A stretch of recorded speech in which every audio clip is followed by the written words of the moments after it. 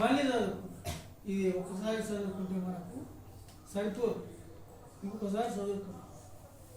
ఎందుకంటే తినంగా గాలి సేవ్ అవుతుంది, కానీ వాక్యం సేవ్.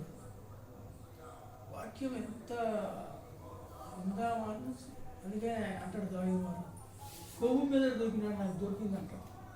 ఒకసారి చదవాలని అర్థం కాదు, మళ్ళీ చదవాలి. అర్థం కాదు, మళ్ళీ చదవాలి.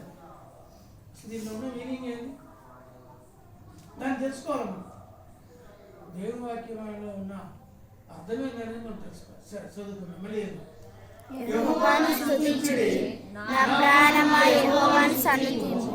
నా జీవిత కాలమంతయు యెహోవాను స్తుతించెదను. నా బ్రతుకు కాలమంతయు నా దేవుని కీర్తించెదను. రాజుల చేతనైనను నరుల చేతనైనను వారిని నమ్ముకొనకుడి. వారి ప్రాణం వెళ్ళిపోవును, వారు మట్టి పొగలు, వారి సంవత్సరము ప్రార్థన చేసుకున్నాం. మోకరించండి. కృపా కనికరంగా